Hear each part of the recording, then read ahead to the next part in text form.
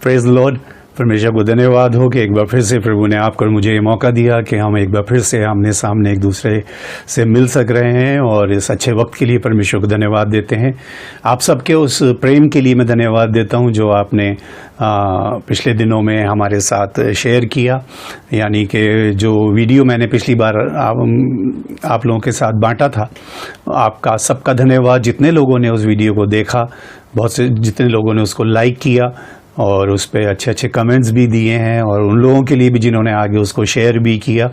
मेरी प्रार्थना है जितने भी लोगों ने वो वीडियो देखा है या आने वाले समय में और भी देखेंगे, उन सब पर प्रभु का अनुग्रह रहे, और वो बात जो परमेश्वर ने अपने आत्मा के वसीले से मेरे ज़रिए आप तक पहुंचाई, वो बात आपके दिल और दिमाग में, आपके जहन में हमेशा रहे, और उन बातों पर आप मनन भी करते रहें और औरों तक भी पहुंचाएं, और सोचें और समझें कि आखिरकार परमेश्वर अपनी उस महान योजना को हमारे जीवन में किस तरह से पूरी करते हैं और क्या चाहते हैं प्रभु हमारे जीवन से।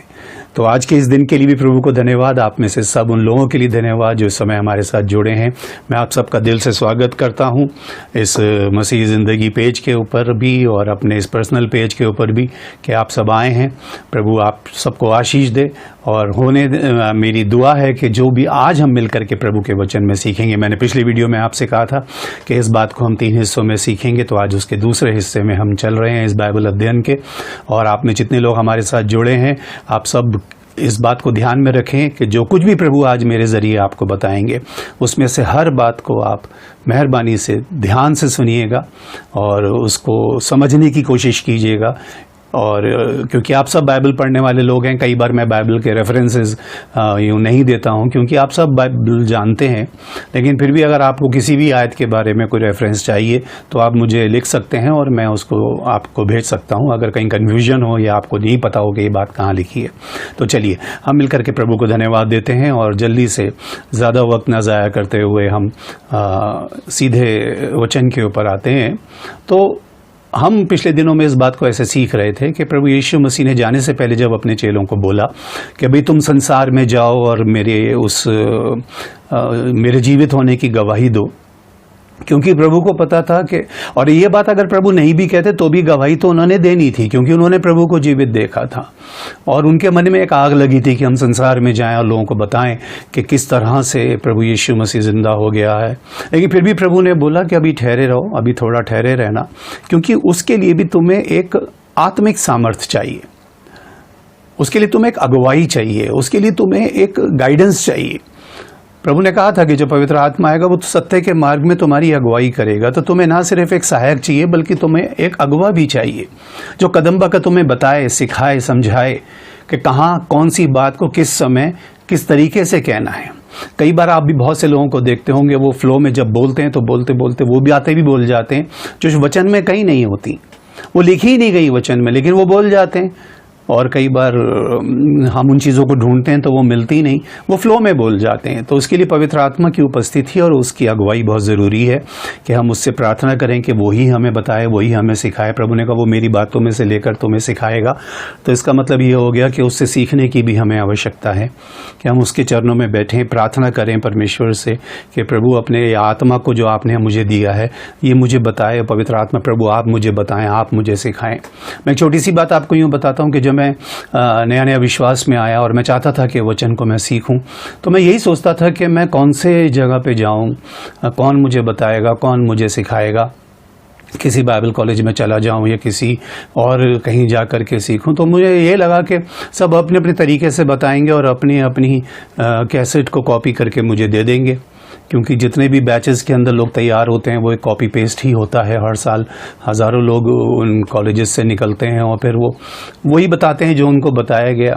तो प्रभु ने जब वो वचन मुझे दिया, वहाँ पर ऐसा लिखा था कि जब पवित्र आत्मा तुम पर आएगा वो तुम्हें सिखाएगा। तो उस दिन से मेरे दिल में एक लालसा हो गई कि अब मैं तभी वचन को प्रचार करूंगा, क्योंकि बाइबल में मैंने देखा कि जब तक प्रभु यीशु मसीह को पवित्र आत्मा नहीं मिला, प्रभु यीशु मसीह ने प्रचार करना शुरू नहीं किया। जब तक प्रभु के चेलों को पवित्र आत्मा नहीं मिला, उन्होंने प्रचार करना शुरू नहीं किया। तो ऐसा कैसे हो सकता है कि मैं बगैर पवित्र आत्मा के ही प्रचार करना शुरू कर दूं या लोगों को वचन समझाना शुरू कर दूं। तो चलिए यहाँ पर हम प्रेरितों के काम के पहले अध्याय का हम 8वां पद पढ़ रहे थे। और आज मैं चाहता हूं कि हम उस प्रेरितों के काम के पुस्तक के पहले अध्याय में चलें और एक बहुत ही ज़रूरी और गंभीर बात हम वचन में वहाँ सीखेंगे। और वहाँ पर ऐसा लिखा है, उसके पहले अध्याय के तीसरे पद में लिखा है, उसने दुख उठाने के बाद बहुत से पक्के प्रमाणों से अपने आप को उन्हें जीवित दिखाया और 40 दिन तक वो उन्हें दिखाई देता रहा और परमेश्वर के राज्य की बातें करता रहा। तो हमने ये देखा कि प्रभु यीशु मसीह जीवित होने के बाद भी वो ये नहीं हुआ कि जीवित हुआ और सीधा तुरंत ही वो पिता के पास चला गया, लेकिन लिखा है वो 40 दिन तक उन्हें दिखाई देता रहा। अभी समय नहीं है क्योंकि हम कुछ और बात सीख रहे हैं, क्योंकि हमारे लिए ये भी सीखना ज़रूरी है कि प्रभु के सेवकाई में आने से पहले, यानी 30 साल के जब प्रभु हुए, तो उससे पहले के जीवन में प्रभु के काम, 30 साल से लेकर के मृत्यु तक के प्रभु के काम, और मुर्दों में से जी उठने के बाद का जो समय प्रभु ने पृथ्वी पे बिताया, यानी कि खास तौर पे ये 40 दिन, इस 40 दिन में उसकी मिनिस्ट्री क्या थी, इस 40 दिन में उसने क्या काम किया, क्यों उसका यहाँ पे रहना ज़रूरी था। और हम इस बात के लिए यहाँ देखते हैं कि लिखा है उसने बहुत से पक्के प्रमाण दे देकर उन्हें ये बताया कि मैं जीवित हूं। मैंने पिछले वीडियो में आपको ये बताया था कि प्रभु यीशु मसीह के जीवित होने का आपको लोगों को बताना है, ये प्रमाण अपने अंदर देना है कि वो जीवित है। और गंभीर बात ये है मेरे अजीजों, आप इस बात को याद रखना कि आपको भी बहुत जगह कई बार ये प्रमाण देने पड़ेंगे कि प्रभु आपके अंदर जीवित है। एक बार कह देने से नहीं होगा, ये आयत गलतियों 2:20 रट देने से नहीं होगा कि मैं मसीह के साथ क्रूस पे चढ़ाया गया या चढ़ाई गई और अब मैं जीवित नहीं रहा या मैं जीवित नहीं रही, मसीह मुझ में जीवित है। इसको आपको भी अपने जीवन के हर पल में अलग अलग जगह, जिस तरह हम सीख रहे थे अपने घर में, यहूदिया में, सामरिया में, हर जगह आपको इस बात का प्रमाण देना पड़ेगा और पक्के प्रमाण देने पड़ेंगे कि वाकई प्रभु आपके अंदर जीवित है। ये कह देने से नहीं होगा। जिस तरह पिछली बार मैंने आपको बताया, ये आपके जीवन में प्रभु ने जो काम किया उन गवाहियों को देने से नहीं होगा। प्रभु तो कल भी काम करता था, आज भी करता है, और इब्रानियों 13:8 में लिखा है कि वो कल और आज और युगानुयुग एक सा है। जो वो कल करता था वो आज भी करता है, और वो हमेशा, हम संसार से चले जाएंगे तो भी करता रहेगा। वो हमारे संसार में आने से पहले भी करता था। तो उसको आपके और मेरे होने ना होने से कोई फर्क नहीं पड़ता। लेकिन हाँ, अगर वो हमारे अंदर है, अगर उसने अपने आप को हम पर प्रकट किया है और अपने आत्मा से हमको भरपूर किया है, तो फिर हमारी जिम्मेदारी ये बनती है कि हम इस संसार में जाकर के लोगों को ये बताएं। और लिखा है प्रमाण देने पड़ेंगे आपको, आपके कहने से नहीं होगा, आपको सबूत देना पड़ेगा। आपको इस बात का सबूत देना पड़ेगा कि प्रभु आप में जीवित है। और लिखा उसे 40 दिन बहुत से पक्के प्रमाण देकर उनको ये विश्वास दिलाया, और 40 दिन लग गए उसको। आपको 40 साल भी लग सकते हैं लोगों को ये यकीन दिलाने के अंदर। आप ये मत सोचिए कि आज आप खड़े हो गए तो इसका मतलब लोगों को विश्वास आ गया, हाँ जी हाँ प्रभु आपके साथ है। आपने कहा जी मैंने किसी के लिए दुआ की, वो खड़ा हो गया, तो आप लोगों को विश्वास हो गया कि वाकई प्रभु आपके अंदर है। नहीं, ये एक बहुत बड़ी गलतफहमी है शायद आप जिसको शायद लेके घूम रहे हैं कि अगर प्रभु ने आपको एक तोड़ा दिया, मान लो किसी को गाने का दे दिया, किसी को बजाने का दे दिया, या तो इससे ये साबित नहीं होता कि प्रभु आपके अंदर है। ये तो दुनिया कर रही है। आपके अंदर से क्या, और आप किस बात का सबूत दे रहे कि प्रभु मेरे अंदर है? गाने तो आप पहले भी गाते थे, अब ये है कि प्रभु के गाने, वो गाने छोड़ के आप प्रभु के गाने लगे। इतना ही तो फर्क हो गया। बजाते तो आप शायद पहले भी हो गया, अब आप प्रभु के लिए बजा रहे हैं, लेकिन वो अंदर है, इस बात का प्रमाण आपको देना पड़ेगा। तो इस बात को हम यहाँ से हम देखेंगे और समझने की कोशिश करेंगे। आए, सबसे पहले हम एक पद देखें, और ये पद हमें मिलेगा पौलुस प्रेरित की पत्री रोमियों के नाम, उसका 8वां अध्याय और उसका 15 और 16 पद, जहाँ इस प्रकार से लिखा है, क्योंकि तुमको दासत्व की आत्मा नहीं मिली और फिर भयभीत हो, परंतु लेपालकपन की आत्मा मिली है, जिससे हम हे अब्बा, हे पिता कहकर पुकारते हैं। आत्मा आप ही हमारी आत्मा के साथ गवाही देता है कि हम परमेश्वर की संतान हैं। यानी कि परमेश्वर का आत्मा हमारी आत्मा के साथ मिलकर गवाही देता है कि हम परमेश्वर की संतान हैं। और जिस तरह पिछली बार मैं आपको बता रहा था कि अगर हम गवाह हैं तो दो किस्म के गवाह मैंने आपको बताए थे कि दो किस्म के गवाह होते हैं।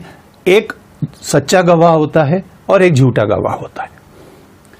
अगर आप पुराने नियम में नीति वचन की पुस्तक पढ़ेंगे तो वहां पर लिखा है, नीति वचन की पुस्तक 14वां अध्याय उसके 25 पद में लिखा है, सच्चा साक्षी बहुतों के प्राण बचाता है। और अगर इसी नीति वचन के 19वें अध्याय का 28वां पद आप पढ़ेंगे तो लिखा है, झूठा साक्षी न्याय को ठट्ठों में उड़ाता है। ऐसा लिखा है, सच्चा साक्षी बहुतों के प्राण बचाता है और जो झूठा गवाह होता है वो न्याय को ठट्ठों में उड़ाता है। जिस तरह भजन संहिता में लिखा है कि मूर्ख ने अपने मन में कहा है कि कोई परमेश्वर है ही नहीं। तो गवाही हमें इस बात की देनी है कि प्रभु यीशु मसीह जीवित है। अब हम इस बात को इस तरह से लेकर के चलेंगे, थोड़ा सा समझने की कोशिश कीजिएगा मेरे साथ, कि जब प्रभु यीशु मसीह के जाने के बाद यानी कि 10 दिन के बाद जब पेंटिकॉस्ट का दिन आया और पवित्र आत्मा संसार पर उतरा। अभी मैं पिछले दिनों किसी से बात कर रहा था तो उन्होंने ये कहा कि जब मैं प्रार्थना करता हूँ भैया, तो जब मैं पवित्र आत्मा को इनवाइट करता हूँ अपने साथ, पवित्र आत्मा को आपको इनवाइट करने की ज़रूरत नहीं, वो एक बार संसार में आ गया तो संसार में है। आपको उसको इनवाइट करने की ज़रूरत नहीं है कि आप इनवाइट का मतलब तो ये हो गया कि थोड़ी देर के लिए आएगा फिर चला जाएगा। फिर तो आप पवित्र आत्मा से बस उतना ही संबंध रखेंगे कि जिस समय आपको उसकी ज़रूरत है उस समय आपने उसको इस्तेमाल कर लिया, उसके बाद वो चला गया। और बाइबल, इसलिए प्रभु यीशु मसीह ने कहा कि यूहन्ना ने तो तुम्हें पानी से बपतिस्मा दिया, थोड़े दिन के बाद तुम पवित्र आत्मा से बपतिस्मा पाओगे। और वो पवित्र आत्मा से लिखा है, जब पेंटिकॉस्ट का दिन आया पवित्र आत्मा से भर गए।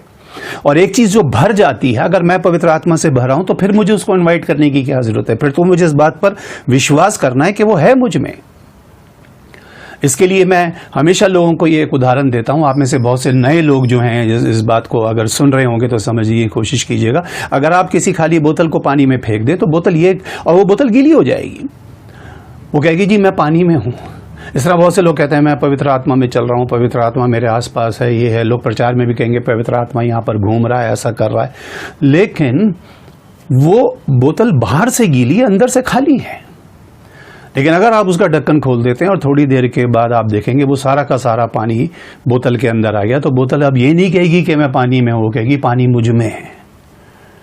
तो वो जो एक भरपूरी है, वो एक बार जब आ गया संसार में तो आ गया। अब आपको उसको इनवाइट करने की जरूरत नहीं। हाँ, आपको प्रार्थना ये करनी कि प्रभु मुझे पवित्र आत्मा का बपतिस्मा ऐसा दे कि मैं भर जाऊं। लिखा है वो सबके सब पवित्र आत्मा से भर गए, और जब भर गए तो भरने के बाद तो फिर तो बस अब काम शुरू हो गया।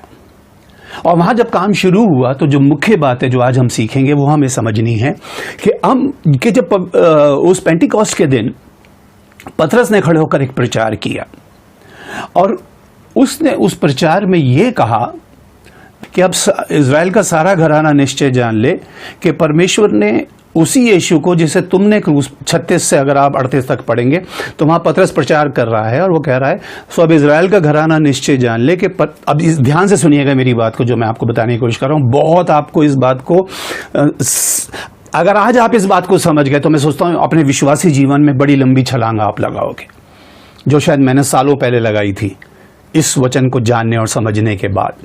तो यहां पर ऐसा लिखा है कि पतरस कह रहा है कि सो अब इज़राइल का घराना निश्चय जान ले कि परमेश्वर ने उसी यीशु को, ध्यान से सुनिएगा, परमेश्वर ने उसी यीशु को जिसे तुमने क्रूस पे चढ़ाया, यानी कि जो मरियम के जरिए पैदा होने से लेकर के और क्रूस तक का सफर जो है वो यीशु ने पूरा किया। आप इस बात को ध्यान से समझिएगा, वो सफर यीशु ने पूरा किया। इसलिए अगर आप संसार में जो शरीर में आया, अगर संसार में आप कोई तस्वीर भी बना सकते हैं, हालांकि परमेश्वर ने इस बात को वचन में बहुत सख्ती से कहा था जब अपने हाथ से उस पत्थर पे लिख करके मूसा को आज्ञाएं दी थी और वो व्यवस्था दी थी, तो परमेश्वर ने उससे स्पेशली इस बात को लिख करके कहा था। बाकी 10 हुक्म में ये हुक्म भी था, तो अपने लिए कभी कोई तस्वीर मूर्त खोद कर जैसे तैसे आसमान ज़मीन नीचे मत बनाना। जो मैं हमेशा आपको बताता हूं कि टांगना, पूजना, लगाना तो बात की बात है, बनाना ही मत। लेकिन आज भी बहुत से मसीह परिवारों के अंदर जब आप एंटर करते हैं तो आपको बहुत सारी तस्वीरें वहाँ लटकी भी मिलती हैं। कहीं आप देखोगे कि वो क्रूज पे है, कहीं देखोगे बकरी के बच्चे पे है, कहीं देखोगे पत्थर के ऊपर गिर के वो दुआ कर रहा है, कहीं बच्चों के साथ है, कहीं 12 शागिर्दों के साथ है। तो वो आज भी उनको वो तस्वीर चाहिए। और मैं सोचता हूँ तस्वीर जो है वो यीशु की बनाई जा सकती है, यानी वहां तक कि आप बना सकते हो कि जो मर गया और क्रूज पर यीशु मरा, इस बात को याद रखिएगा। इसलिए वो कहता है परमेश्वर ने उसी यीशु को जिसे तुमने क्रूज पे चढ़ाया।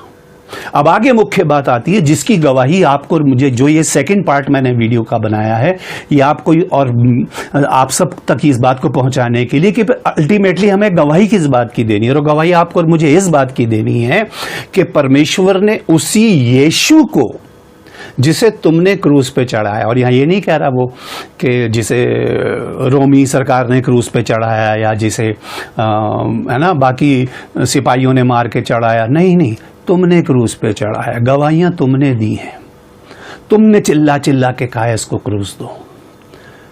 उसने तुम्हारे हाथ में डिसीजन छोड़ दिया। उसने तो यहां तक तुम्हें एक ऑप्शन दे दिया कि बरब्बा को छोड़ दूं, डाकू को, या इसको बोले इसको। यह गवाही थी उस दिन।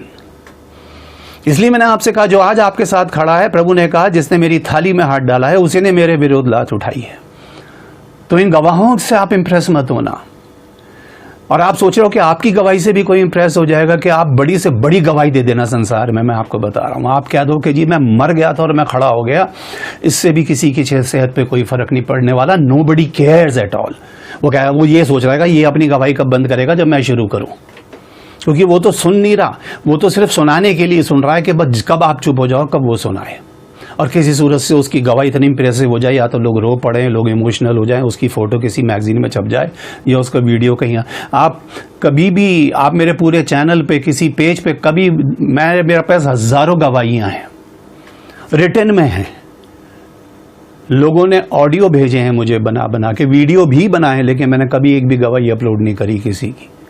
क्योंकि मुझे पता है जो आज ये गवाही दे रहा है कल कुछ और हो जाएगा, उसका पता ही लगेगा वो कहां गया। जिस दिन उसका काम बन जाएगा वो चला जाएगा।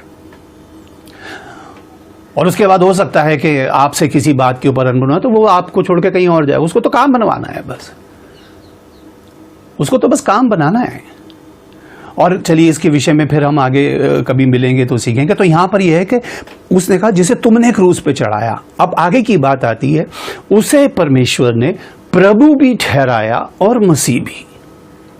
यह आपके और मेरे सीखने की बात है कि मुर्दों में से यीशु मसीह को जिंदा करके, या यीशु को जिंदा करके परमेश्वर ने उसको क्या ठहराया। उसके उस नाम के साथ दो चीजें जुड़ गईं, एक जोड़ा प्रभु और एक जोड़ा मसीह। प्रभु उसका टाइटल है, प्रभु उसकी पोस्ट है, प्रभु वो अधिकार है, प्रभु वो स्थान है जो उसने यीशु को दिया।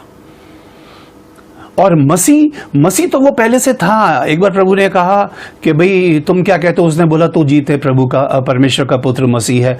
तो प्रभु ने बोला, अब ध्यान से सुनिएगा जो मैं आपको बता रहा हूं, प्रभु ने बोला ये बात अभी किसी से मत कहना, मैं जानता हूं, हो सकता है और ये पिता ने तुझे भी बता दिया, तुम्हें भी बता दिया कि मैं मसीह हूं, लेकिन मैं अभी मसीह हूं। ध्यान से सुनिएगा, मसीह बना नहीं मतलब मुझे इस बात को प्रकट करना है। और प्रकट भी क्या, मुझे इस बात को प्रमाणित करना है, जो मैंने शुरू में आपको बोला। अगर सचमुच प्रभु आपके अंदर जीवित है और आप हकीकत में वो अभिषेक पा गए हो, तो ये आपको प्रमाणित करना पड़ेगा। नाम के आगे मसीह लगाने से नहीं हो जाएगा। आपको संसार में बहुत लोग मिलेंगे उनके नाम के आगे मसीह लगाए, कोई दिलावर मसीह है, कोई कौन सा मसीह है, कोई कैसे भी अलग अलग नाम के आगे मसीह। तो मसीह नाम लगने से वो मसीह थोड़ी हो गया। कईयों की हालत आप देखो, नाम तो उनका मसीह है, लेकिन रात को 8 बजे के बाद शायद लोग उनको नालियों में से उठा के लेके आ रहे हैं, उनके नाम की आवाज़ें कचहरी और थानों में लग रही हैं। तो मसीह नाम लगाने से मसीह थोड़ी हो गया। और यीशु मसीह भी शुरू में कह सकता था जी मेरा नाम यीशु मसीह है, मसीह तो वो था ही, लेकिन उसने बोला मुझे इस बात को प्रमाणित करना है, मुझे मसीहा बनना है अभी। और मसीहा मैं तभी बनूंगा जब मैं मौत पे जयवंत हो जाऊंगा, उस पर गालिब आ जाऊंगा, तभी तो मैं मसीह। और जब तक मैं मसीहा नहीं बनूंगा तो मैं लोगों को कैसे इस बात को बताऊंगा, और फिर लोग कैसे, अगर मैं ही मरा का मरा रह गया, अगर मैं मरा का मरा रह गया तो फिर ये गवाही किस बात की रही? लेकिन यीशु मरा, लेकिन जो जीवित हुआ तो उसका नाम दिया गया प्रभु और मसीह, यानी अब उसका नाम है प्रभु यीशु मसीह। पूरे संसार का उसको प्रभु ठहराया, पूरे संसार का उसको प्रभु ठहराया। इसीलिए फिलिपियों में लिखा है कि हर घुटना उसके आगे झुके, हर जीभ भी अंगीकार करे कि यीशु मसीह ही प्रभु है। ये गवाही हमें देनी है संसार में जा करके। इस दूसरे हिस्से के अंदर मैं आपको ये बताना चाहता हूं कि हमें संसार में दो ही बातों को प्रचार करके साबित करना है, और वो अपने जीवन से करना है कि यीशु ही प्रभु है और यीशु ही मसीह है। प्रेरितों के काम में आप पढ़ते हैं कि जब जब चेले पकड़े गए, लोगों ने उनसे कहा तुम सब कुछ करो, बस इस नाम का प्रचार मत करो। इस नाम से खलबली मच जाती है, क्योंकि इस नाम के अंदर अब तो वो पूरे संसार का, और आपको पता है फिलिपियों में जहां ये लिखा है ना कि जीसस क्राइस्ट इज लॉर्ड, तो वहां पे जो लॉर्ड आया है वो वाला लॉर्ड आया है जो भजन संहिता 23 में लिखा गया है, the lord is my shepherd. तो आपको समझ में आ जाएगा कि कौन सा प्रभु है वो, या वो कौन सा वाला प्रभु उसमें से प्रकट हुआ। इसीलिए तो जब उसको गिरफ्तार करने के लिए आया, उसने बोला यीशु का, जैसे उसने बोला मैं हूं। मैंने पिछले कुछ वीडियोस में आपको ये बात बताई है, जिन्होंने नहीं देखे आप देख सकते हैं और सुन भी सकते हैं। जैसे उसने कहा मैं हूं, तो लिखा पकड़ने वाले वहां जाके गिरे, क्योंकि उन्होंने देखा उस मैं हूं के अंदर कौन खड़ा है। मैं हूं, वो वही मैं हूं है जिसने मूसा से कहा मैं हूं। लेकिन इस बात का प्रचार आपको और मुझे, इस बात को मुझे प्रमाणित, इस बात की मुझे गवाही देनी है। और इसीलिए आप और मैं यीशु के मानने वाले यीशु ही नहीं कहलाते, बल्कि मसीह के मानने वाले मसीही कहलाते हैं। बहुत से लोग हमें, जो अन्य जाति के लोग हैं या दूसरी कौम के लोग हैं, वो हमें ईसाई करके भी बोलते हैं। चलिए वो तो एक अलग बात है, लेकिन जो बाइबल हमें बताती है, बाइबल तक में लिखा है नए नियम में कि जब अंताकिया में और जगह चले गए तो लिखा है वहां जाके वो मसीही कहलाए। उन्होंने खुद नहीं कहा कि जी हम मसीही हैं, प्रकट हो गया। यही मैं चाहता हूं कि आपको लोगों को बताने की जरूरत नहीं है। जब हम कभी बाइबल कॉलेजेस में या कहीं पढ़ाने के लिए जाते हैं, या और भी कहीं हम लोगों को जब सेशंस में बताते हैं, तो मैं लोगों को एक बात ज़रूर बताता हूँ। एक पुराना एक फ्रेज़ है जो कि इंग्लिश में कहा गया है, उसमें ऐसा कहा गया है, preach preach and preach, if needed then speak. प्रचार करो, जीवन भर प्रचार करो, लेकिन अगर बहुत ज़रूरत पड़े तब मुंह खोलना। इसका मतलब आप बिना मुंह खोले भी प्रचार कर सकते हैं। इसका मतलब आपको प्रचार करने के लिए, मैंने जिस तरह पिछली बार आपको बताया था, दिख जाएगा। अगर मसीह आप में है तो दिख जाएगा। इसीलिए हम जीसस के मानने वाले जीजीसियंस नहीं हैं, हम क्राइस्ट के मानने वाले क्रिश्चियंस हैं। तो यही हमारे जीवन की पहचान है कि हमें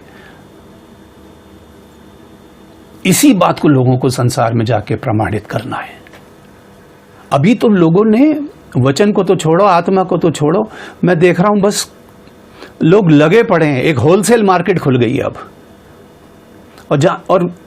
और हो क्या रहा है इस मार्केट के अंदर। कल भी मैं कुछ वीडियोस देख रहा था, और वहाँ पे छोटी छोटी उम्र की बेटियां वो कह रही हैं, बस जो भी ऑनलाइन उनको दिख रहा है, मैं आपको यीशु मसीह के नाम से ब्लेस करती हूँ। आप आ गए मिस्टर कुमार, आपको यीशु मसीह के नाम से ब्लेस करती हूँ। आप आ गई, मैसेज ये ब्लेस करती हूँ। तो अब तो ब्लेसिंग के लिए प्रभु की जरूरत ही नहीं है। अब तो हर जिसको देखो हर दूसरा आदमी ब्लेसिंग बांट रहा है। अब तो आपको प्रभु से प्रार्थना भी करने की जरूरत नहीं कि प्रभु मुझे आशीष दे। अब तो कोई भी चैनल खोल, फेसबुक पे चले जाओ, दुनिया भर की मिनिस्ट्रियां हैं, वो ब्लेसिंग बांट रही हैं। वो कह रही ब्लेसिंग लिए जाओ। बहुत से प्रोफाइल मैं देखता हूं, लोगों ने अपने नाम लिख रखे हैं जीसस जीसस। फोटो किसी की भी लगा रखी। कई बार मैं सोचता हूँ वो जीसस नाम क्या इतना आसान था रखना किसी के लिए। फरिश्ते ने आकर के मरियम से कहा बेशक तुम संसारिक तौर पे उसके माँ बाप बन जाओगे, लेकिन उसका नाम तुम खुद नहीं रख सकते। जिस किसी को भी प्रभु ने अभिषेक दिया उसका नाम परमेश्वर की ओर से दिया गया, और प्रभु यीशु मसीह ने आने के बाद भी पता नहीं कितने लोगों के नाम बदल दिए। और आज लोग, मैं सोच रहा हूं क्या मसीही आगे लगा लेने से, जब मैंने नया प्रभु में आया तो मुझे इस बात को समझ में आया कि वाकई मसीह तो वही है जिसने मेरे लिए जान दी। तो जब कोई मुझसे कहता था कि जय मसीह की भैया, तो मैं कहता था जय प्रभु यीशु मसीह की भैया, क्योंकि मुझे तो स्पेसिफिक होना ना मैं कौन से मसीह की जय कर रहा हूं। कहीं मैं किसी ऐसे मसीह की जय तो नहीं कर रहा, मसीह तो बहुत घूम रहे हैं संसार के अंदर। आप इस बात को समझ पा रहे होंगे। हो सकता है आप में से भी बहुत से लोग इसको देखेंगे सुनेंगे जिनके नाम के आगे मसीह लगा होगा। मैं कई बार देखता हूँ सुबह सुबह लोग जब गुड मॉर्निंग या गुड नाइट के मैसेजेस भेजते हैं तो वो एक तस्वीर बना देंगे, उसके यहाँ पे कुछ वो बना देंगे फूल पत्ती कबूतर, वो यीशु पानी पे चल रहा है और ये चल रहा है वो चल रहा है।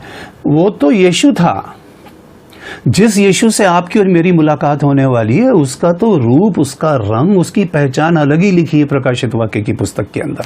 वो पढ़ो, उसमें दिखेगा आप वो जो आपको लेने आ रहा है। जिस दूल्हे से आप मिलने वाले हैं वो यीशु नहीं, वो यीशु मसीह है। और क्योंकि जब मुर्दों में से जिंदा हुआ तो जिन लोगों ने इतने साल उसके साथ बिताए वो नहीं पहचान पाए उसको। लिखा जब उसने रोटी, तो अभी समय नहीं है इस बात की गहराई, अब जब रोटी तोड़ के दी तब पहचाने। वो झील के किनारे आ गया तब भी नहीं पहचान पाए उसको। वो मरियम नहीं पहचान पाई, वो उसने सोचा कोई माली होगा या जो भी होगा। तो जिन्होंने साथ साथ रहे वो यीशु अलग था, अब वो है यीशु मसीह। और ना सिर्फ यीशु मसीह, प्रभु यीशु मसीह। उसकी पहचान।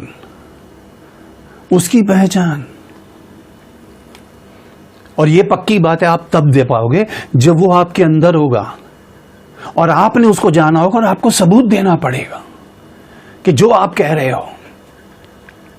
एक हम स्टोरी सुनते थे कि एक माँ थी, वो अपने बच्चे को एक किसी साधु या महात्मा के पास ले गई और उसने उनसे कहा कि साधु जी ये मेरा बच्चा चीनी बहुत खाता है, आप इसको कुछ समझाइए कि इसके दांत सड़ जाएंगे और ऐसा हो जाएगा वैसा हो जाएगा।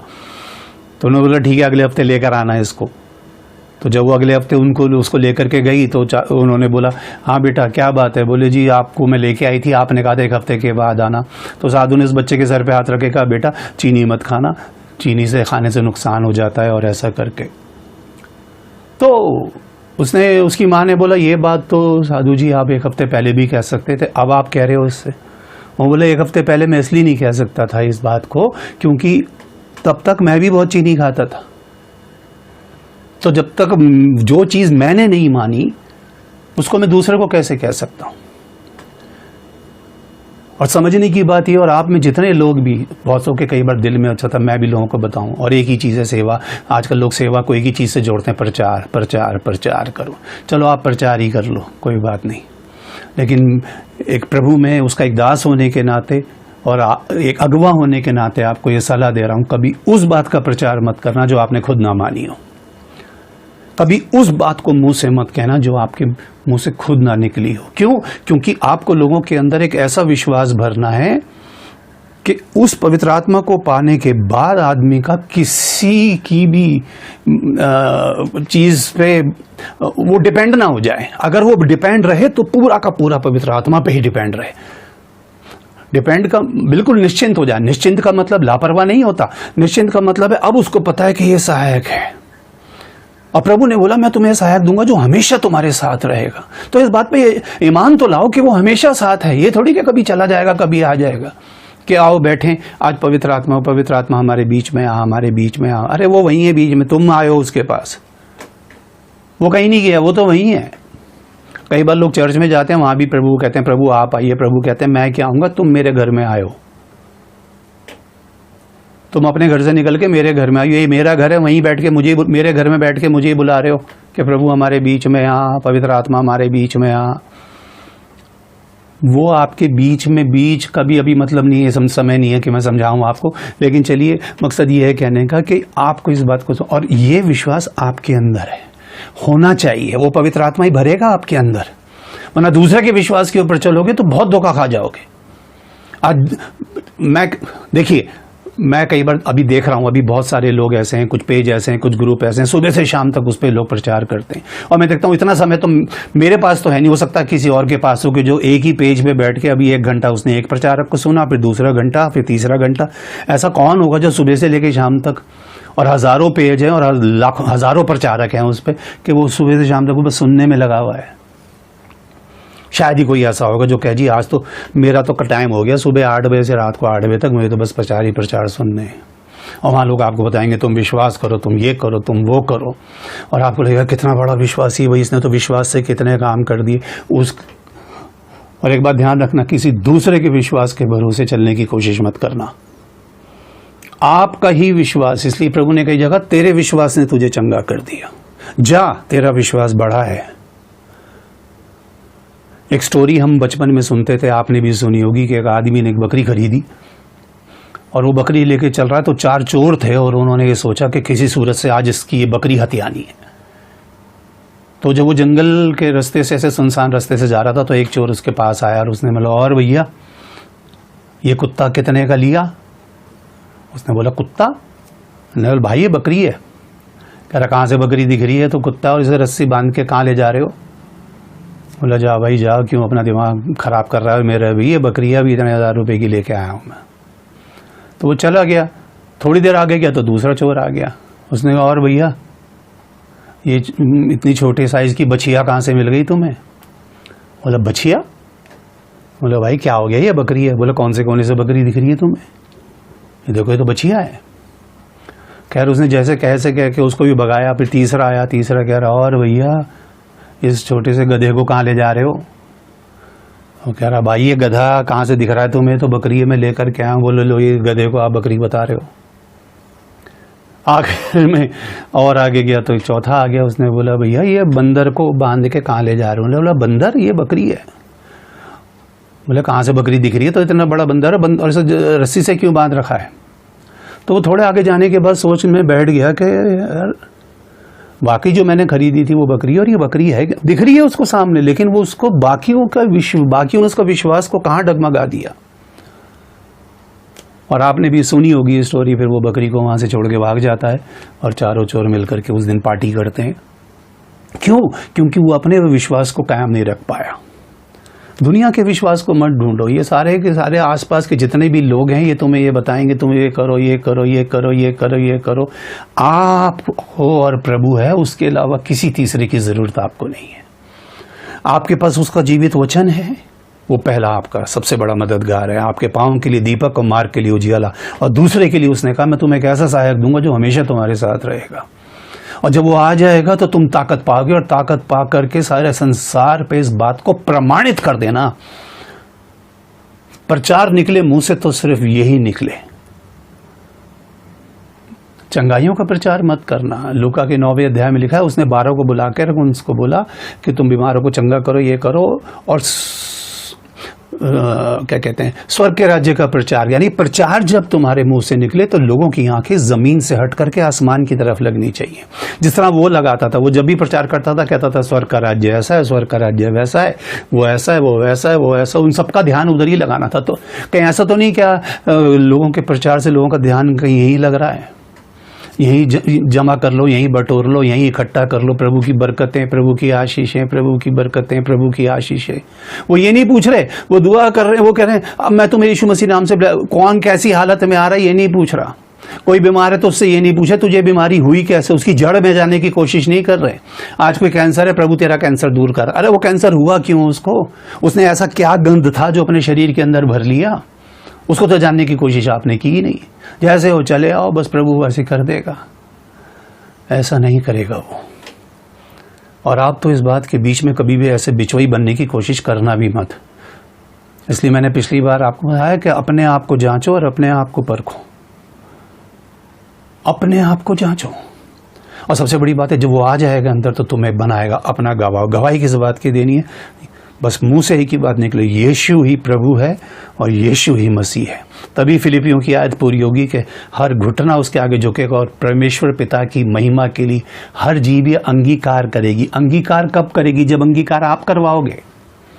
आप करवाओगे इस बात को, और करवाने का मतलब है आप कहोगे लोगों से कि कहो कि वो प्रभु है, तब वो मुंह से नहीं कह देगा कि जीसस क्राइस्ट इज लॉर्ड। वो मानता है कि हाँ यीशु मेरे जीवन का प्रभु है और मैं किसी की नहीं सुनूंगा, मैं सिर्फ अपने प्रभु की सुनूंगा। जब आप 36 जगह कान लगाओगे तो 36 जगह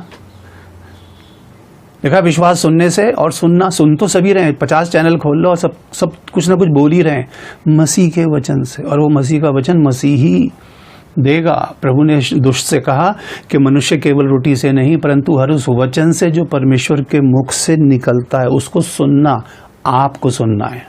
प्रार्थना ये करनी है जिस तरह पिछले वीडियोस में मैंने आपको बताया, प्रभु मुझे सुनने वाले कान दे। इसलिए प्रभु ने कहा जिसके सुनने के कान हो वो सुन ले। तो अनुग्रह प्रभु से ये मांगो कि खुदावंद मैं ना सिर्फ आपका जीवित गवाह बनूं, बल्कि प्रभु मुझे इस बात को प्रमाणित करने, और प्रमाणित आपको करना पड़ेगा अपने आप के लिए। आपको ये बात साबित करनी पड़ेगी कि यीशु आपके अंदर जिंदा है। विपरीत परिस्थितियों में लोग आपके खिलाफ खड़े हो जाएंगे, आपके घर के लोग, लिखा है मनुष्य के घर के लोग ही उसके वैरी होंगे। यीशु के अपने भाई कहते थे इसका दिमाग खराब है, आप पढ़ लेना बाइबल में लिखा है। उसके खुद के भाई कहते थे इसका दिमाग खराब है। आपके तो अपने विरोधी हो जाएंगे, लेकिन आपको उस पर कायम रहना है। आपको तो साबित करना है। उसने 40 दिन साबित किया इस बात को कि मैं ही था और मैं ही हूं जो जिंदा हुआ हूं। मैं ही था और मैं ही हूं जो जिंदा हूं। आपको लोगों को नहीं बताना मैं क्या था और क्या हो गया। अब जो हो गए वो दिखाना है, continuous till the last breath of your life. अपने जीवन की आखिरी सांस तक आपको इस बात को प्रमाणित करना है। और नई नई जगह से, नए नए तरीके से लोग आजमाने आएंगे आपको। प्रभु को तो वो 40 दिन और 40 रात पर रखता ही रहा, और उसके बाद जब आत्मा में प्रभु जीत गए तो फिर शरीर में आकर के परखा उसने। बोला चलो शरीर, आत्मा में तो जीत गया, शरीर में भी देखूं। और ऐसे बहुत से विश्वासी होते हैं, आत्मा में जीत जाते हैं, शरीर में हार जाते हैं, उसमें गिर जाते हैं, उसमें कॉम्प्रोमाइज कर लेते हैं, उसमें लालच में आ जाते हैं।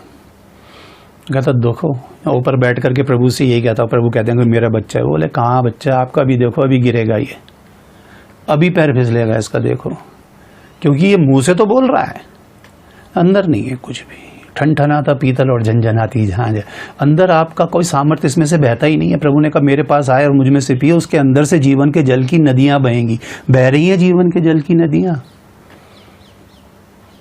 जहां तक बाइबल के प्रचार की बात है वो तो कोई भी कर लेगा।